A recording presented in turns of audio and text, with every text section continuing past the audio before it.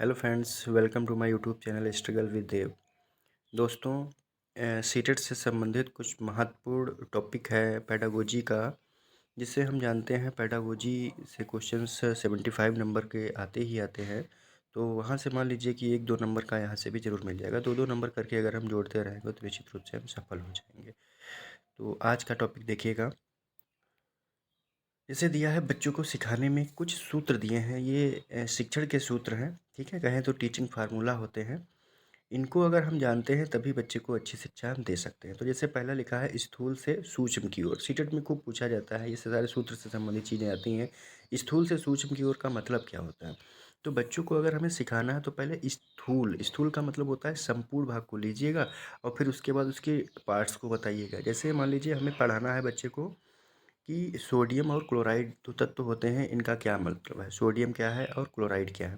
तो सबसे पहले हम नमक के टुकड़े को ले जाएं, उनके सामने संपूर्ण भाग को दिखाएं, फिर उसमें बताएं कि देखिए इसमें ये सोडियम और क्लोराइड कैसे कैसे मिल करके सोडियम क्लोराइड एक पूरा कंपाउंड बना लेता है, इसको हम NaCl कहते हैं। ठीक, ये बात समझ में आई। तो छोटे बच्चों के परिप्रेक्ष्य में लेंगे तब भी उनको सबसे पहले हमें उस संपूर्ण भाग को दिखाना है, फिर उसके अंश के बारे में बताएंगे, तब बच्चे आसानी से सीख जाएंगे। जैसे यहाँ पर कुछ अगर समझे तो विशिष्ट से सामान्य की ओर है, समझ रहे हैं? ठीक। तो स्थूल से सूक्ष्म की ओर। नेक्स्ट है पूर्ण से अंश की ओर। पूर्ण से अंश का मतलब भी यही है कि जैसे अगर हमें पढ़ाना है कि सेब मीठा होता है, अंगूर खट्टा होता है, तो सबसे पहले उसके पूर्ण भाग को ले आए, अंगूर और सेब को उनके सामने ले आएँ और फिर हम बताएं उनके उसके बारे में कि देखो इसमें ये होता है। तो ये बच्चा बहुत अच्छे तरीके से समझ जाएगा। ये पूर्ण से अंश की ओर रिप्रेजेंट करता है। पूर्ण से अंश की ओर ये गेस्टाल्टवादियों के सिद्धांत पर आधारित है, ठीक ना।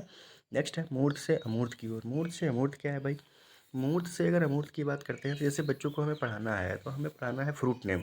तो फ्रूट नेम में क्या करें, हम उनकी फ़ोटो ले आएँ और अगर वास्तविक में अगर हम ले आएँ सेब, अंगूर, केला उनके सामने, तो बच्चे और अच्छे तरीके से सीखेंगे। ये होता है मूर्त से अमूर्त की ओर। पहले उनको दिखाएँ, फिर जो चीज़ नहीं है फिर उसके बारे में स्पेलिंग उसको लाइन कराएँ। ठीक, तो अच्छे तरीके से बच्चे समझ जाएंगे। ज्ञात से ज्ञात की ओर। बच्चे का पूर्व ज्ञान क्या है? अब हम देखें बच्चे को 1 2 3 आ रही है नहीं, बच्चे को गिनती आ रही है नहीं, नंबर्स आ रही हैं नहीं, कि उसको हम डायरेक्ट टेबल लर्न कराने लगे, ऐसा नहीं है। सबसे पहले हम उसको गिनती देखते हैं, आती है अगर, तभी हम उसके पहाड़ा की तरफ या टेबल की तरफ बढ़ते हैं। इससे बच्चा अच्छे तरीके से सीख जाता है। सरल से जटिल की ओर। हम जब भी बच्चे को शिक्षण कार्य कराते हैं तो हमेशा ध्यान रखना है उसको सरल से जटिल की ओर ले जाते हैं।